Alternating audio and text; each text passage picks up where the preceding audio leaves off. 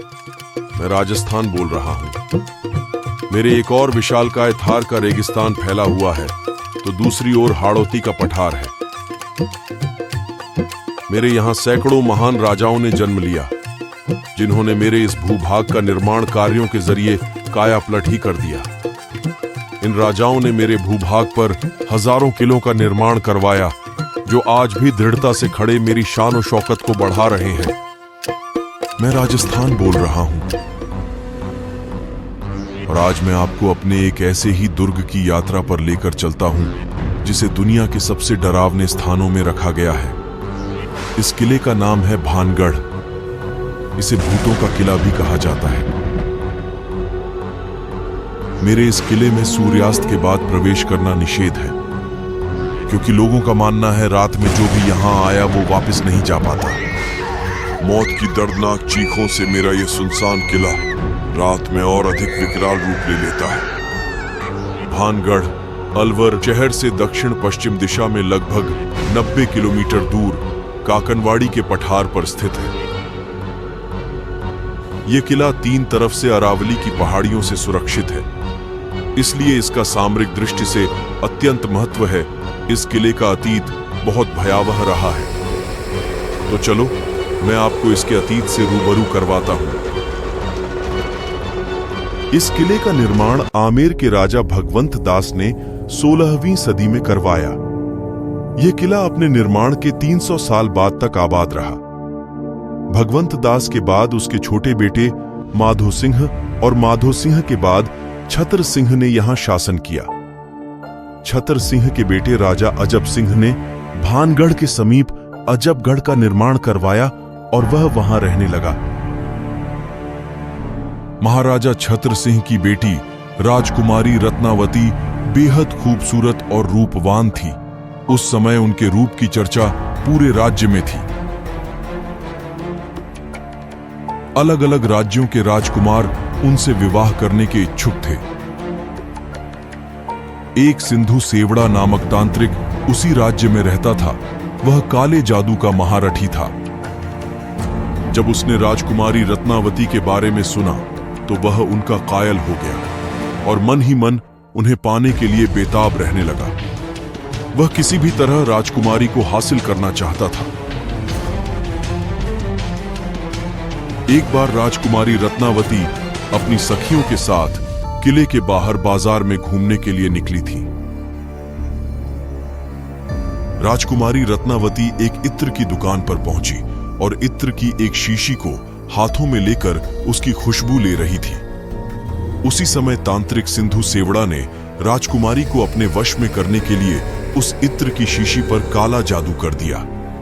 परंतु एक विश्वसनीय व्यक्ति ने राजकुमारी को इस राज के बारे में बता दिया। इसके पश्चात राजकुमारी ने उस इत्र की शीशी को एक बड़े पत्थर पर पटक कर तोड़ दिया। वशीकरण जादू के कारण वह पत्थर उस तांत्रिक की ओर चल पड़ा और उसे कुचलकर उसकी जीवन लीला को समाप्त कर दिया। मगर तांत्रिक ने मरने से पहले यह श्राप दिया कि इस किले में रहने वाले सभी लोग जल्दी ही मारे जाएंगे और वो दोबारा जन्म नहीं ले सकेंगे। सदियों तक उनकी आत्माएं इस किले में भटकती रहेंगी। उस तांत्रिक की मौत के कुछ दिनों के बाद ही भानगढ़ और अजबगढ़ के बीच युद्ध छिड़ गया। अजबगढ़ ने भानगढ़ पर चढ़ाई कर दी और भानगढ़ किले में कत्लेआम मचा दिया। बच्चे, बूढ़े, जवान, औरतें सब के सब मारे गए। यहां तक कि राजकुमारी रत्नावती भी उस कत्लेआम में मारी गई।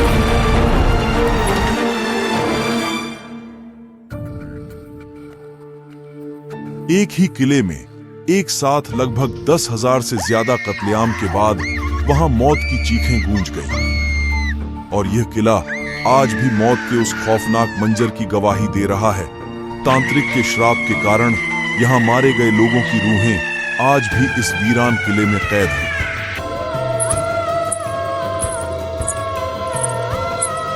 यहां किसी को पायल के खनकने की आवाज सुनाई देती है तो कभी किसी को मौत की दर्दनाक चीखें।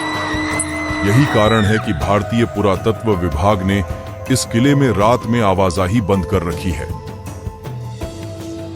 भानगढ़ किले की संरचना की बात करें तो किले के मुख्य प्रवेश द्वार पर हनुमान जी का मंदिर है, इसलिए इसे हनुमान गेट भी कहते हैं।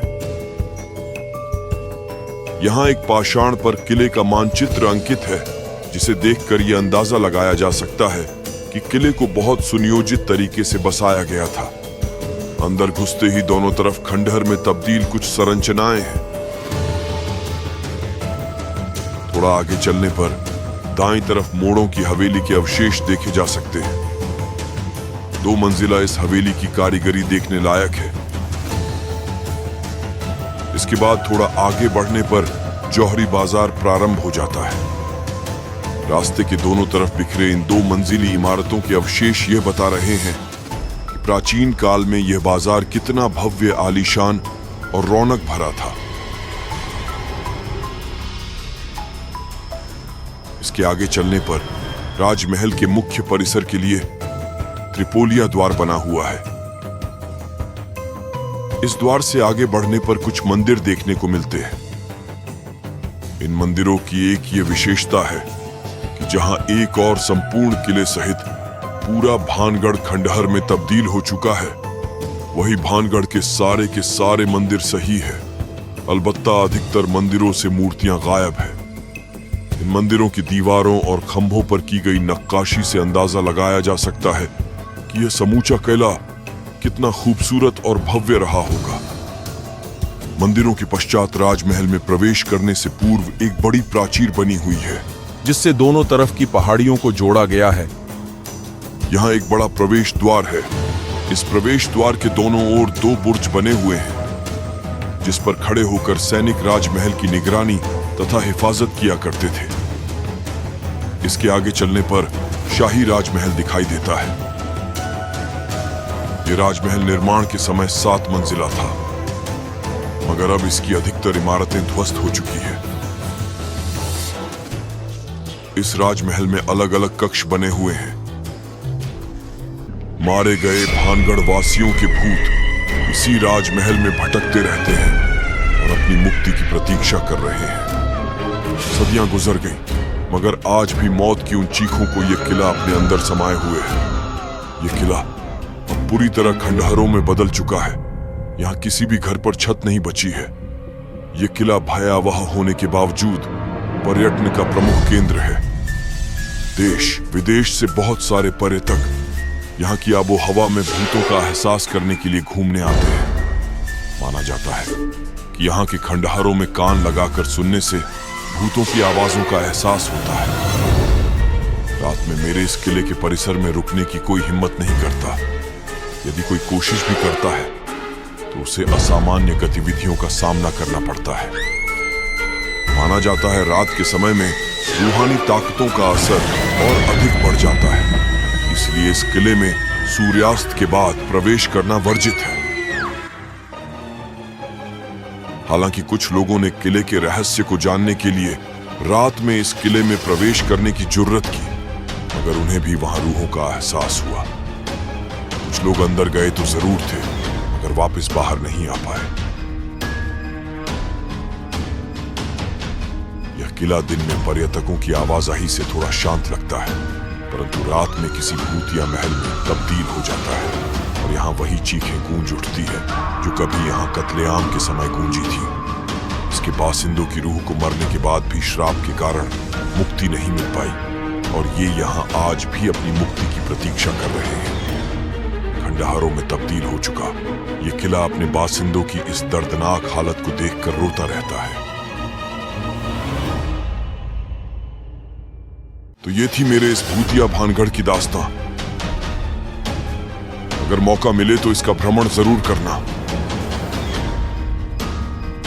यह किला आज भी अपने बासिंदों की मुक्ति की प्रतीक्षा में है।